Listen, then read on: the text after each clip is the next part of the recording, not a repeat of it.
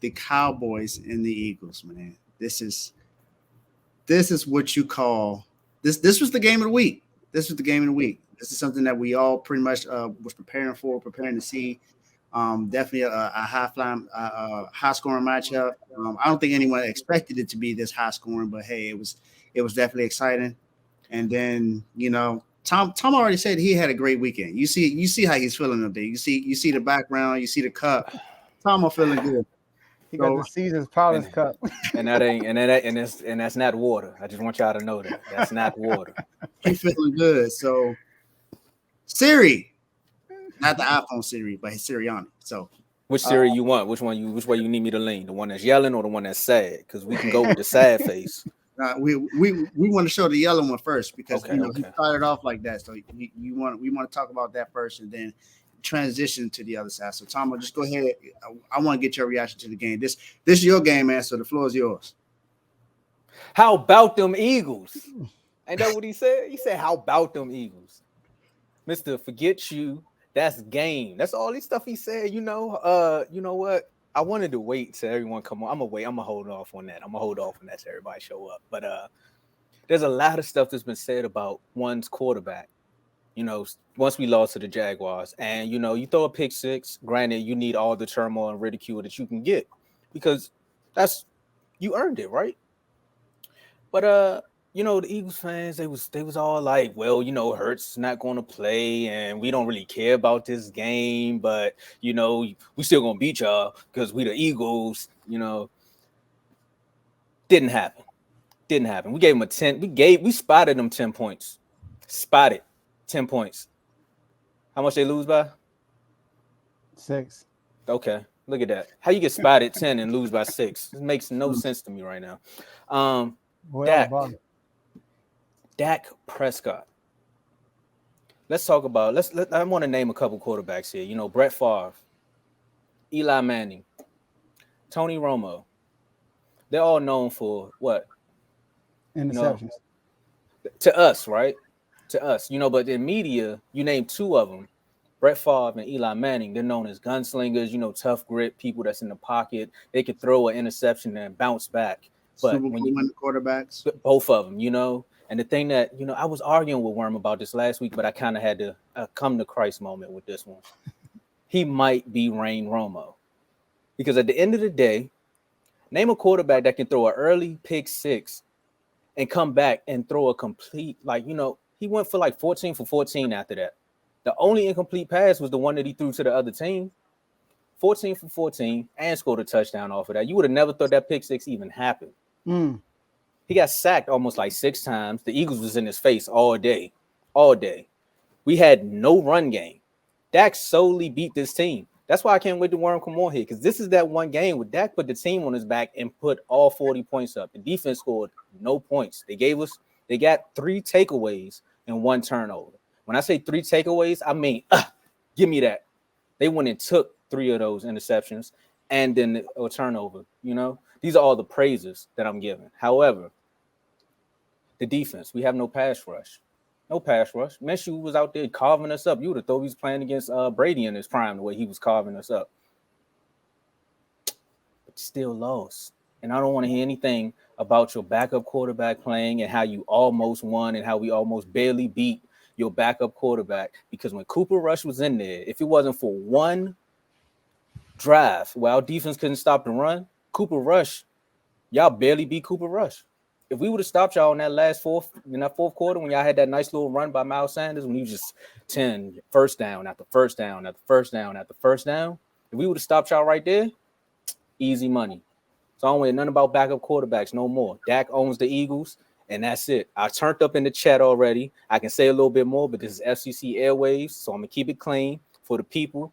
Merry Christmas, Happy Hanukkah, Happy Holidays, and to all, a good night. We put the steak, then the cheese, then we laid it on some bread. Now that's how you serve up a sandwich, okay? All right. Can I jump in real quick? Yes, Have sir. fun. I got to get Dak his props. All right. Like you said, started off on the bad foot, and I was like, here we go again with Dak and his interceptions. And then he bounced back. On that very next drive, he avoided a crucial sack and completed a Michael Gallup, which is crucial. I think it was on 3rd down. I'm not mistaken. And drove downfield and scored easily. And y'all look pretty good. And he also had 41 rushing yards, I think. When I like 41, 42 rushing yards. He ran a few times, like 6 rushes. So 6 good carries. job, man. But when I looked at that game as a Commander fan, right? And I hear all the talk. Listen, I gotta do this now. I'm gonna leave you alone later on, all right? Hey, Don't tell at you. But I'm watching this. I'm like, these Eagles and Cowboys getting a little too hype, man. They getting a little too friendly. They getting a little too, oh, we'll see you in the playoff. We'll see you. Oh, we're gonna see you. Oh, we're gonna see you. And I'm like, do they not know they're gonna have to one of them have to probably play us in between that game? It's not gonna be sweet, all right. The Eagles already know about us, all right. We already know they don't want to see us in Philly. Now the Cowboys, we got to do out in the last game of the season. Maybe it might not be a serious game to y'all. I'm not sure, but we're gonna at least see y'all again. But I'm just saying, just don't get too excited to seeing the Eagles again. That's all I'm saying.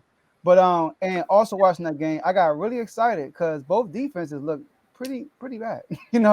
Both defenses, they really did. But y'all hurt. They're not. They are missing their safety. They missing Jordan Davis, but y'all missing a lot more than that. Jordan Davis played. It's not off. He got hurt. Jordan Davis started that game. Yeah, he got hurt during the game. Mm-hmm. Yeah. So y'all, but the Eagles didn't even punt. You know what I mean? They punt at one time, but y'all turned the ball over 4 times. But they lost at the end of the day.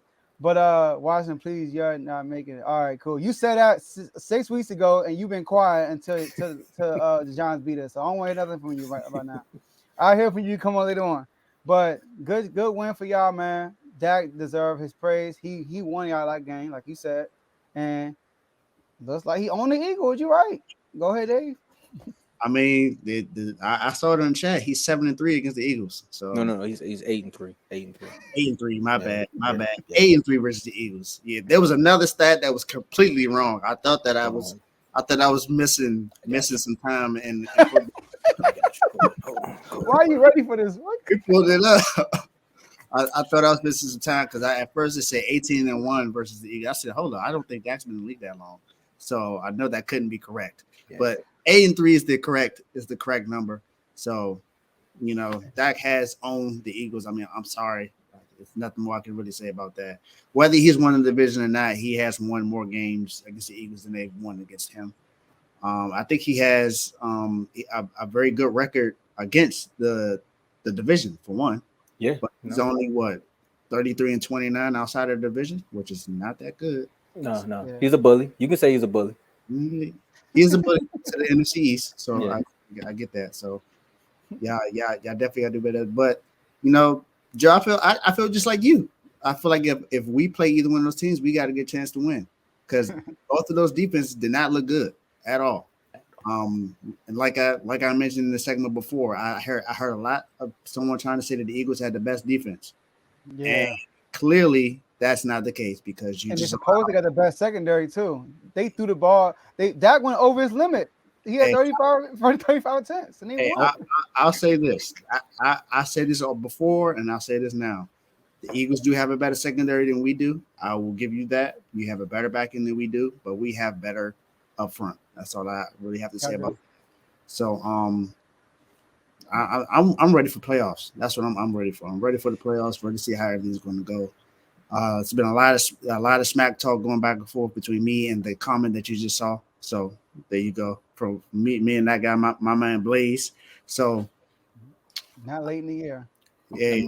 Let me throw out one more thing for you guys. Do you think, sir? Go ahead. Only quarterback to throw for 300 yards on that secondary that we talking about. So all that little zone scheme that y'all be doing, might want to get out of it. I got a special message for Slay, right? We can talk about the cover 2, the cover 3, cover 4. Y'all need to go cover 0 because what you need to do is you need to find your defensive coordinator and tell him the same thing Trey did. Now Trey will get beat on a double move. I give you that all day. You give him a double move, wide open. AJ Brown did that early in the game. However, Trey went over and said, look, whoever's the best receiver, I'm following him. Exactly. If he's in the slot, if he's on the outside, it doesn't matter. I'm there. Slay only stayed on one side. Come on, see, this is what I'm talking about when it comes to the excuses. We've had the third corner, bro. Stop it. We've had endless injuries. We got our number 2 cornerback is out for the rest of the year. Our number 3 cornerback is out for the rest of the year. We have Diamano Lenore, who's out there, who y'all probably have never even heard of, who's out there. I thought you Samuel said Domino's. is out there.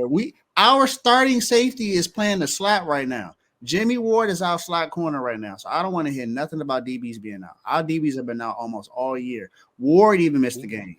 We on the same page. We got rookies back there. I do. We got endless people on IR on our defense, and we're still number one league. So that's another thing to talk about our defense. So come on now. And look, and Slade had a crucial pass interference call on 4th down. Exactly. Don't forget about that. You know, And how old was that receiver? That's an old man. Oh, yeah, on T. You right on TY. And you know, I know we talking about zone, but every big play was on Slade's side. You know what I mean? So we got. Now, I'm not saying Slade ain't a dog, but y'all was saying he's the best corner in the league. Like top 3. Like he hasn't looked like that since the Vikings game. Let's be real. All right, so.